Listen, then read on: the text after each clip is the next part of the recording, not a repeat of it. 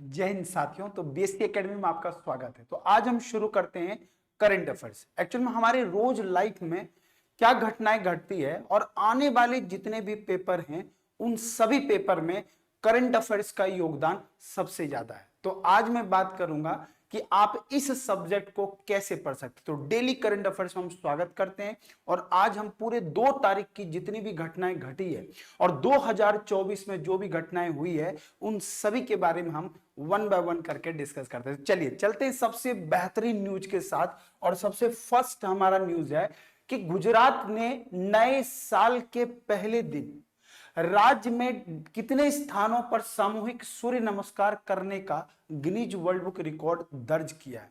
और ये आपको जानकर आश्चर्य होगा, वहां सूर्य टेम्पल है जहां पर सूर्य नमस्कार किया गया है। और ये सूर्य नमस्कार कहां किया गया? गुजरात। गुजरात का एक डिस्ट्रिक्ट है जिसका नाम है मैसाना। और मैसाना डिस्ट्रिक्ट में वहां पर जो है लगभग इनका जो रैंक आया है वो 108 रैंक गुजरात को मिली है। तो मैं आपको बता दूं कि गुजरात को सबसे समृद्ध राज्यों में से एक माना जाता है और उसमें जो इनका राज्य का रैंक है वो कितने हैं? 108। अब आपको ही पता है कि गुजरात की जब हम बात करें तो हमारे यहां जो गुजरात है ये नरेंद्र मोदी जी का क्या है? एक तो वहां का मेन होम टाउन बोल सकते हैं हम लोग, हालांकि उनका लोकसभा क्षेत्र कहां है? बनारस। तो गुजरात की राजधानी जो है वो कहां है? गांधीनगर। अगर मैं बात करूं वो कहां पर है तो ये है गांधीनगर। गांधीनगर किसकी राजधानी है? तो गुजरात की राजधानी। तो हमारे यहां सूर्य नमस्कार एक तरह से बोला जाता है कि एक योग का रूप माना जाता है। और योगा का आपको पता ही है कि भारत दुनिया का वो देश है जिसने पूरे विश्व को योग का गुरु मानता है। पूरा विश्व हमें जो है योग गुरु मानते हैं। क्यों? क्योंकि हर साल 21 जून को हम योगा डे भी सेलिब्रेट करते हैं। और योगा डे जो सेलिब्रेट हम हर साल 21 जून को करते हैं तो उसमें भी हम वर्ल्ड रिकॉर्ड बनाए। तो सूर्य नमस्कार भी एक हमारा योग का ही रूप है। तो गांधीनगर यहाँ की क्या है? राजधानी है। और गुजरात की कहा? मैसाना डिस्ट्रिक्ट। तो मैं बता दूं वहां के सीएम कौन है? तो भूपेंद्र पटेल। ये वहां के कौन है? तो सीएम है। कहां के? गुजरात के। और आचार्य देवव्रत का आपने नाम सुना होगा। आचार्य देवव्रत, आचार्य देवव्रत जी ये कौन है? वहां के गवर्नर है। हालांकि आपने सुना होगा कि गिर राष्ट्रीय उद्यान, तो गिर नेशनल पार्क भी कहां पर है? तो गुजरात में ही गिर राष्ट्रीय उद्यान है जो सबसे ज्यादा फेमस माना जाता है। उसके बाद स्टैच्यू ऑफ यूनिटी आपने देखा होगा, कहां पर है? तो सरदार वल्लभ भाई पटेल, तो साबरमती का आपने नाम सुना, वो भी कहां है? गुजरात में। और गुजरात का एक शहर है अहमदाबाद जिसे ग्रीनेस्ट सिटी में रखा गया है। तो ये सारी चीजों में आपको बता दूं तो ये गुजरात से जुड़ा हुआ है। और अगर हम डायमंड सिटी की बात करें तो डायमंड सिटी हम किसको बोलते हैं? तो सूरत को बोलते हैं। तो चलिए आगे की न्यूज की ओर बढ़ते हैं। तो 108 जो है इनका भी गिनीज वर्ल्ड बुक में ये रिकॉर्ड में इतने नंबर पर, 108वें नंबर पर राज्य में ये रखा गया सामूहिक सूर्य नमस्कार में। अब हम आगे की ओर बढ़ते हैं और अगला जो हमारा न्यूज है तो गिनीज वर्ल्ड बुक रिकॉर्ड क्या करती है? पूरे विश्व का जो भी यूनिक चीज होता है, प्रतिस्पर्धा बोल सकते हैं, उसमें इसका रिपोर्ट दिया जाता है। जब आपको सर्टिफिकेट जारी होता है तो कुछ आपको ऐसा इमेज आपको दिखेगा और ये जो इमेज दिखता है यही वर्ल्ड रिकॉर्ड होता है। हालांकि इसे सबसे ज्यादा Limca world book of record का भी नाम सुना होगा। तो ये गिनीज वर्ल्ड बुक रिकॉर्ड जो है ये इससे जुड़ा हुआ रहता है। चलिए आगे की ओर बढ़ते हैं और हम अगले क्वेश्चन की ओर देखते हैं। तो अगला जो बहुत ही शानदार न्यूज है और ये न्यूज जो है आपको जानना बहुत जरूरी है। और किससे जुड़ा हुआ है? तो ब्रिक्स से जुड़ा हुआ है। तो आपको पता है कि जब हम ब्रिक्स की बात करते हैं तो ब्रिक्स में अभी क्या हुआ है कि एक देश है और वो देश का नाम है अर्जेंटीना। तो सबसे पहला क्वेश्चन ये है कि हाल ही में किस देश के प्रमुख ने उभरती अर्थव्यवस्था के समूह ब्रिक्स, जिसमें ब्राजील, रूस, भारत, दक्षिण अफ्रीका और चीन, ये 5 देशों का एक समूह है, तो उसमें उन्हें शामिल करने के लिए निमंत्रण दिया गया था और ये 2023 में निमंत्रण इनको मिला था।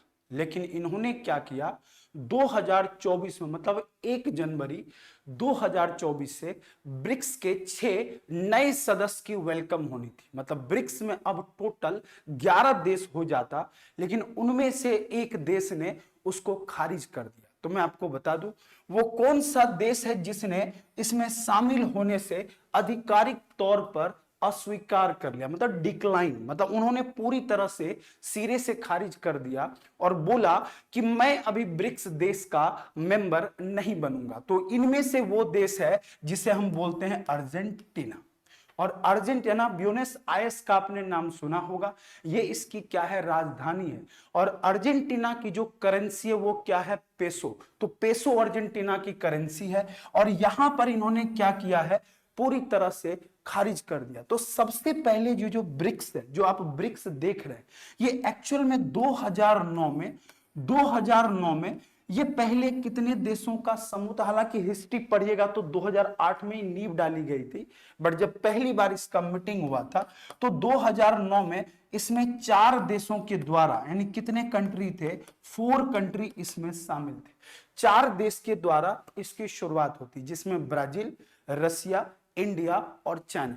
फिर 2010 में इसमें 5वां मेंबर, जो 5th मेंबर बनता है, और वो 5th मेंबर कौन होता है, तो 5th मेंबर होता है आपका साउथ अफ्रीका। और साउथ अफ्रीका 2010 में इसका 5वां सदस्य बनता है। उसके बाद क्या है कि ब्रिक्स एक बहुत बड़ा रूप ले चुका होता है और 2014 में, आपको पता होगा 2014 में ब्रिक्स का ही जुड़ा हुआ एक बैंक बनता है जिसे बोला जाता है न्यू डेवलपमेंट बैंक। और न्यू डेवलपमेंट बैंक जो है ये ब्रिक्स बैंक से ही जुड़ी हुई रहती है। और न्यू डेवलपमेंट बैंक की शुरुआत होती है 2014। और इनमें इन सभी सदस्य देशों का जो इनिशियल इसका कैपिटल होता है, इनिशियल अगर हम कैपिटल की बात करें तो इसमें इनिशियल जो कैपिटल होता है वो था $100 बिलियन। कितने, $100 बिलियन। यानी हर कंट्री इनिशियल रूप से कितने, $20 बिलियन इसमें देती है एज ए मेंबर के रूप में। और इस ब्रिक्स बैंक का, इसे ब्रिक्स बैंक भी बोला जाता है। और जिसके पहले जो हेड बनते, जो चेयरमैन बनते हैं, वो कौन बनते हैं, तो भारतीय हैं, केवी कामत। तो केवी कामत जी का नाम सुना होगा। तो केवी कामत को ब्रिक्स का क्या बनाया जाता है, तो ये इनके हेड बनाए जाते हैं, पहले हेड। तो इसमें टोटल कितने देश शामिल थे, 5। उसके बाद 2022-23 में मीटिंग होती है जिसमें 6 और सदस्यों को जोड़ा जाता है। लेकिन उनमें से कौन सिरे से खारिज कर देता है, अर्जेंटीना। तो अर्जेंटीना के साथ कौन कौन सा देश है, तो सऊदी अरब भी है उसका सदस्य, इजिप्ट भी है सदस्य, इथोपिया भी है सदस्य। उसके बाद ये जो आपके पास सऊदी अरब, यूएई, ये सभी जो 5 मेंबर बचे हैं ये अभी भी इनके सदस्य हैं। तो बिल्कुल आप ध्यान से समझिएगा कि ये जो पूरा है इसी से जुड़ा हुआ हमारा ब्रिक्स है। तो ब्रिक्स में अभी कौन सा देश ने बायकॉट कर दिया, हमने पूरी तरह से अस्वीकार कर दिया, तो वो है अर्जेंटीना। तो अर्जेंटीना ने पूरी तरह से अस्वीकार कर दिया। ठीक है, तो चलिए अगले न्यूज की ओर बढ़ते हैं। और अगला जो न्यूज है हमारा बहुत ही शानदार है, तो इसको भी आप जरूर एक बार अपडेट कर लीजिएगा। तो अगले न्यूज की ओर बढ़ते हैं और ये हमारा जीएसटी, और जीएसटी से जुड़ा हुआ न्यूज है। तो जीएसटी भी बहुत शानदार न्यूज में से अभी चर्चे में रहता है, गुड्स एंड सर्विस टैक्स। यानी सीधी सी बात है कि अभी जो जीएसटी की अगर मैं बात करूं तो जीएसटी एक ऐसा गुड्स एंड सर्विस टैक्स हो चुका है कि अभी गवर्नमेंट को सबसे ज्यादा अगर किसी से कहीं बेनिफिट होता है तो वो जीएसटी से ही होता है। और आपको ही पता है कि इसे लागू कब किया गया था, 1 जुलाई 2017 को। तो प्रत्येक महीने क्या होता है, इसकी रिपोर्ट आती है और उस रिपोर्ट में यह बताया जाता है कि जीएसटी कलेक्शन कितना आया, क्योंकि प्रत्येक महीने आपको जीएसटी कलेक्शन का रिपोर्ट देना होता है और उसी जीएसटी कलेक्शन के रिपोर्ट के बेस पर पूरा डेटा तैयार होता है। तो दिसंबर जब 2023 की बात करें तो जीएसटी जो कलेक्शन है वो भाई साहब कितना रहा, वो 1,64,882 करोड़, ये जीएसटी कलेक्शन है। जब भी कोई एग्जाम की आप प्लान करते हैं, चाहे वो बैंक हो या एसएससी हो, तो इस टाइप के क्वेश्चन इनका सबसे फेवरेट होता है। तो मेंस लेवल का जब आप पेपर देने जाते हैं तो वहां पर ये क्वेश्चन सबसे ज्यादा इफेक्टिव माना जाता है। तो 1,64,882 करोड़ जो है ये जीएसटी कलेक्शन दिसंबर मंथ का है। तो मैं आपको पिछले जो कलेक्शन में उन सभी डेटा के बारे में अपडेट करा दूं, लेकिन उससे पहले हम शुरू करते हैं थोड़ी सी फैक्ट अबाउट जीएसटी। तो जीएसटी की जब हम बात करते हैं तो जीएसटी का फुल फॉर्म क्या होता है आपका? Goods and service tax. इसे क्या बोला जाता है? गुड्स एंड सर्विस टैक्स बोलते हैं। तो गुड्स एंड सर्विस टैक्स की जब हम बात करते हैं तो ये जो जीएसटी हमारा है ये अपने आप में यूनिक माना जाता है। और जीएसटी को पहली बार लागू कब किया गया था? 1 जुलाई 2017 को जीएसटी को लागू किया गया था। और उस समय भारत के फाइनेंस मिनिस्टर थे, और वो फाइनेंस मिनिस्टर कौन थे? तो अरुण जेटली। उस समय जो फाइनेंस मिनिस्टर थे वो कौन थे? श्री अरुण जेटली। और अरुण जेटली साहब जी कौन थे उस समय? इसके फाइनेंस मिनिस्टर थे। और इन्हीं के द्वारा 1 जुलाई 2017 को जीएसटी को लागू किया गया था, जिसको 101 नंबर का संशोधन भी बोला जाता है। तो ये बिल्कुल आप लोग याद रखिएगा। केलकर कमेटी भी बनी थी इसके लिए, बहुत फेमस न्यूज है। और जीएसटी हर महीने अब जो है वन नेशन वन टैक्स के नाम से जाना जाता है। इसे हम क्या बोलते हैं भाई साहब? इसे हम बोलते हैं वन नेशन वन टैक्स। इसे वन नेशन और वन टैक्स के रूप में भी जाना जाता है। तो ये भी आप जरूर याद रखिए, एक देश एक कर। और इसी के बेस पर जीएसटी जो है पूरी तरह से तैयार होता है। चल आगे की ओर बढ़ते हैं और फिर हम बात करते हैं कि अगला जो मेरे बीच में है, अगले के बेस पर नेक्स्ट न्यूज। अब देखिए कि 6 महीने में कितना जीएसटी का कलेक्शन हुआ है। तो जुलाई की बात करें 1 पॉइंट, यानी जुलाई की अगर देखा जाए डेटा, तो आपको ही पता कि अगर जुलाई की डेटा की बात करिए तो जुलाई में जो रहा है जीएसटी वो 105 लाख करोड़। उसके बाद 159,069 लाख करोड़। उसी तरह सितंबर, अक्टूबर, नवंबर और दिसंबर। तो ये दिसंबर का डेटा कलेक्ट होता है। तो हर महीने के प्रथम सप्ताह जो पहला वीक होता है, कभी कभी पहला दिन ही होता है।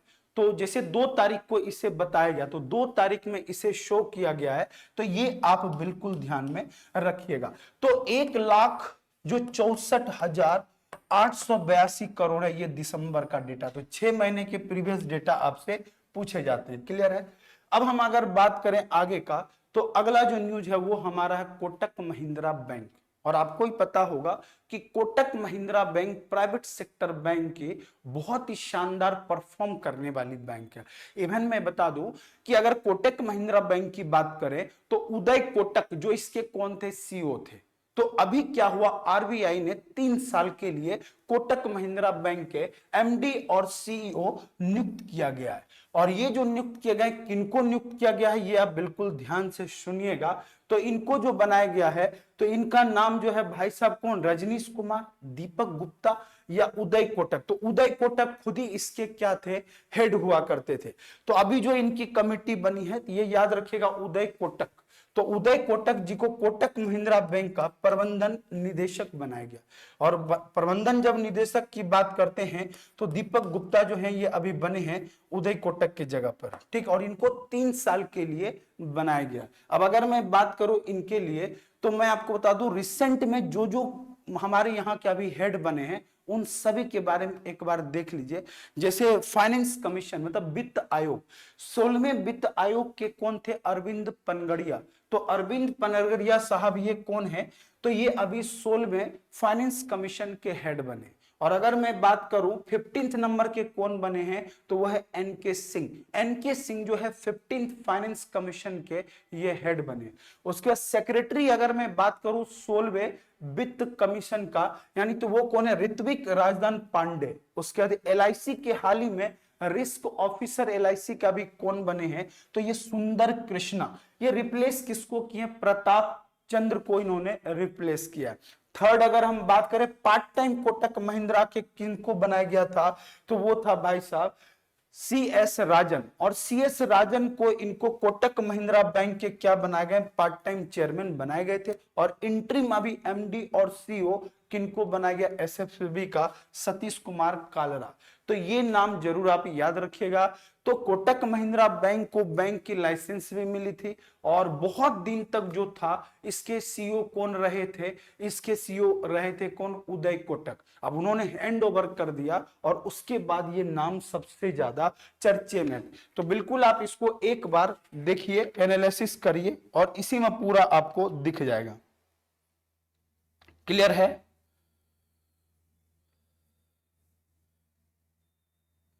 अशोक वासवानी, इसमें जो है एक, इसमें देखिए, इसमें जो ऑप्शन आप अपडेट करेंगे तो मैं आपको बता दूं कि ये जो बनाए गए हैं इनमें ऑप्शन जो है उसको अपडेट कर लीजिए। दीपक गुप्ता के जगह पर भी आप अपडेट कर ले। इनका नाम क्या है? तो जो ऑप्शन में आपको नहीं दिख रहा वो भी नाम लिख लें। इनका नाम है अशोक वासवानी। और अशोक वासवानी कौन बने हैं? तो कोटक महिंद्रा बैंक के ये हेड बने, कोटक महिंद्रा बैंक के एमडी बोलते हैं। और एक्चुअल में ये पहले कौन थे? तो ये जो थे पहले, ये सिटी ग्रुप, आपने नाम सुना है, सिटी बैंक है। सिटी ग्रुप एक बहुत बड़ी बैंक है। तो एशियन पैसिफिक यानी एशियन पैसिफिक के ये जो थे ये हेड हुआ करते थे और इन्हीं को बनाया गया। तो इनमें से कोई भी ऑप्शन मत लगाना, क्योंकि ये जो बने हैं वासवानी साहब जो हैं ये है बने हुए। ठीक है, तो ये अशोक वासवानी। और उसके बाद ये सारे इंट्रीम अगर पूछ लिया जाए तो वो इंट्रीम है CS राजन। तो इनका नाम जरूर एक बार आप अपडेट कर लीजिएगा। ठीक है, चलिए अब आगे की ओर बढ़ते हैं और अगला है DRDO।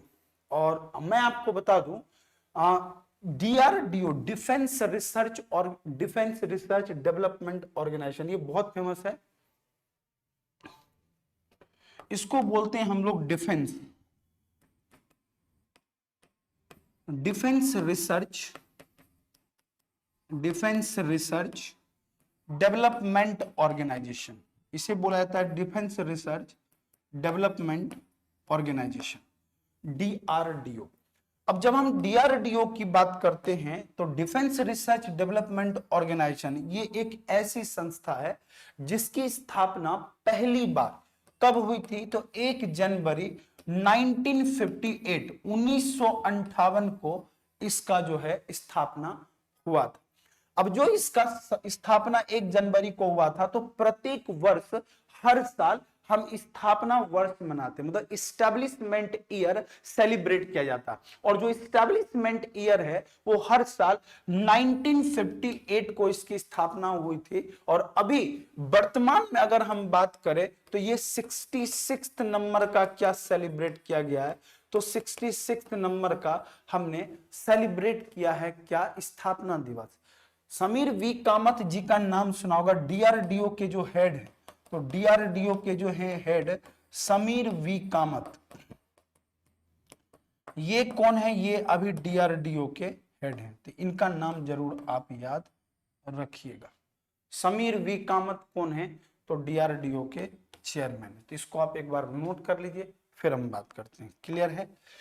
तो ये सारी चीजें याद रखना, क्योंकि DRDO जो आज हम बोलते हैं ना अग्नि मिसाइल की शुरुआत हुई थी 1972। याद करिए कि DRDO कितना था। और यही 1958 में ही आपको अगर याद करना हो तो एक और डेटा अपडेट कर लिए, 1958 में ही 1958 में ही अमेरिका का, यानी अमेरिका का स्पेस एजेंसी है, तो अमेरिकन, अगर आपको नोट करना है तो अमेरिकन स्पेस एजेंसी का आपने नाम सुना। जब DRDO आई थी तो अमेरिकन स्पेस एजेंसी नासा का भी स्थापना कब हुआ था?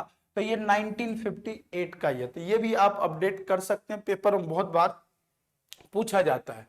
अब हम बात करते हैं कि कॉपीराइट कानून दिवस हम लोग प्रत्येक वर्ष किस दिन मनाते हैं। तो कॉपीराइट कानून दिवस हम लोग हर साल किस दिन मनाते हैं? तो मैं आपको बता दूं 1 जनवरी।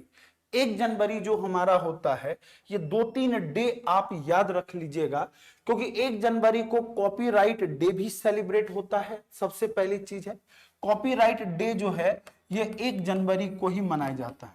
आपसे अगर कभी पूछ लिया जाए कि कॉपीराइट डे हम कब सेलिब्रेट करते हैं, तो 1 जनवरी को ही सेलिब्रेट किया जाता है। दूसरा, 1 जनवरी को कॉपीराइट डे और 1 जनवरी को ही हम लोग क्या मनाते हैं? ग्लोबल फैमिली डे भी मनाते हैं। ये भी कहीं कहीं आपको पूछा जाता है, वैश्विक परिवार दिवस। ग्लोबल फैमिली डे हम लोग कब सेलिब्रेट करते हैं? तो 1 जनवरी को हम लोग ग्लोबल फैमिली डे के रूप में भी सेलिब्रेट करते हैं। तो copyright day, global family day, तो ये इसकी शुरुआत जो होती है वो कहां से होती है? यूएसए से। हालांकि यूएसए ने कॉपीराइट डे को सबसे पहले अप्रूव्ड किया था 1787 में, 1787 में ही इन्होंने बोला कि अगर कोई व्यक्ति किसी चीज को बना रहा है और अगर उसका अधिकार उसके पास है तो उसका कोई डुप्लीकेट नहीं बना सकता, और इसीलिए यूएसए ने कॉपीराइट डे को पूरा मुहर लगाया और 1 जनवरी को हम प्रत्येक वर्ष क्या मनाते हैं? कॉपीराइट डे के रूप में हम लोग सेलिब्रेट करते थे। ये आप जरूर एक बार नोट कर लीजिएगा। क्लियर है?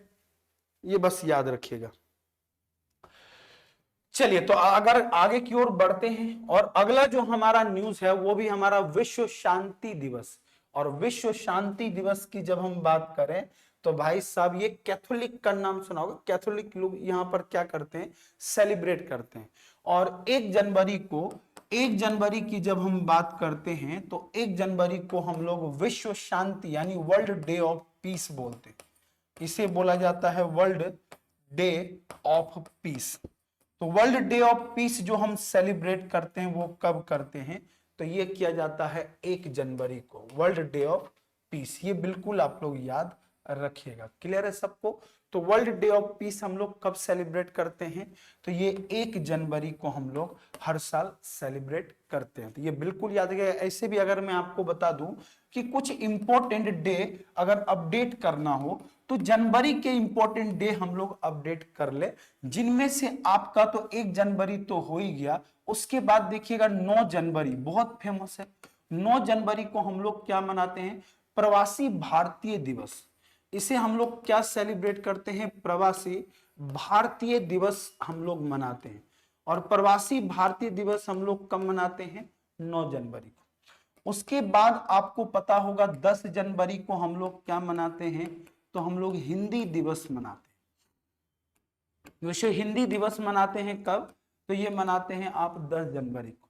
उसी तरह 12 जनवरी की हम लोग बात करें तो नेशनल यूथ डे मनाते हैं, राष्ट्रीय युवा दिवस। और नेशनल यूथ डे का जो सेलिब्रेशन करते हैं हम लोग ये कब करते हैं? 12 जनवरी को। उसी तरह जब आप 12 जनवरी पर आते हैं तो 15 जनवरी को हम लोग क्या मनाते हैं? तो 15 जनवरी को हमारा इंडियन आर्मी डे होता है। और ये कब होता है? ये होता है 15 जनवरी को। उसके बाद देखिएगा तो आपने खूब सुना होगा 23 जनवरी। 23 जनवरी को सुभाष चंद्र बोस जी का आपने नाम सुना होगा। आजाद हिंद फौज बहुत फेमस हुआ था। वो उन्होंने मनाते हैं पराक्रम दिवस। पराक्रम दिवस जो है हम मनाते हैं, ये कब मनाते हैं? तो ये मनाया जाता है आपका 23 जनवरी को। और 24 जनवरी को हम लोग क्या मनाते हैं? तो 24 जनवरी को नेशनल गर्ल्स चाइल्ड डे यानी कि राष्ट्रीय बालिका दिवस मनाते हैं। यानी सीधी सी बात है, नेशनल गर्ल्स चाइल्ड डे जो हम सेलिब्रेट करते हैं ये कब करते हैं? 24 जनवरी को करते हैं। और लास्ट आपने देखा होगा 25 जनवरी। 25 जनवरी को हम लोग नेशनल वोटर्स डे, राष्ट्रीय मतदाता दिवस। और नेशनल वोटर्स डे हम लोग कब मनाते हैं? तो इसको मनाया जाता है 25 जनवरी को।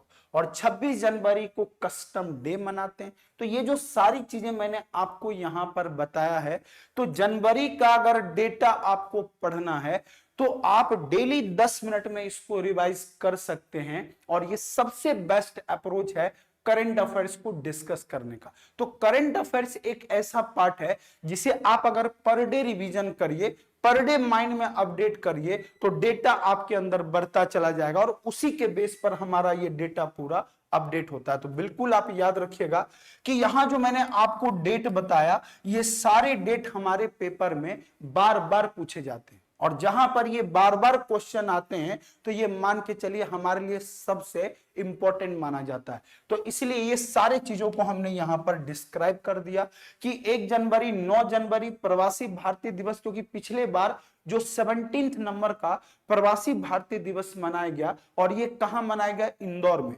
उसके बाद इंदौर में 17वें नंबर का हुआ था, तो इस बार भी इसका आयोजन किया जाएगा। तो आप लोग कमेंट में जरूर बताइएगा कि भाई 18वें नंबर का 2024 का जो प्रवासी भारतीय दिवस है उसे कहां मनाया जाएगा, ये आप जरूर हमें बताएंगे। उसके बाद आपसे सबसे मोस्ट इंपॉर्टेंट है कि हम लोग इंडियन आर्मी डे सेलिब्रेट करते हैं। तो जितने भी हमने आपको ये डेटा बताया है, ये करंट अफेयर्स का एक मूल मंत्र है और इसको आप रेगुलर अपडेट करिए। तो आज का सेशन जो हमारा है, इसमें हमने एक टॉप 10 एक करंट अफेयर्स के क्वेश्चन रखे थे, जिसके प्रीवियस डेटा को भी हमने पूरा लिया था। तो डेली आप लोग करंट अफेयर्स एंजॉय करिए बीएससी एकेडमी के साथ, और ये सबसे बेस्ट आपको एग्जाम ओरिएंटेड, और खास करके जब आप पेपर के बेस पर बात करें तो बैंक और एसएससी का सबसे मेन होता है करंट अफेयर्स। अगर आपका अपडेट है तो सबसे ज्यादा क्वेश्चन हमारा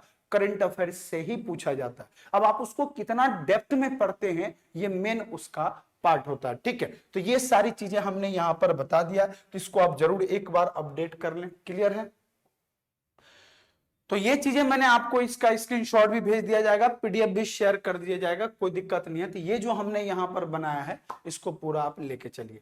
तो आज का सेशन कैसा रहा कमेंट में आप लोग जरूर बताइएगा, और इसी तरह जो है जुड़े रहिए बीएससी एकेडमी के साथ, जो आपके सपनों को एक डिजिटल उड़ान, और हमारा ऑफलाइन ऑनलाइन दोनों क्लासेस अवेलेबल है, बिल्कुल ज्वाइन करिए। जय हिंद, धन्यवाद।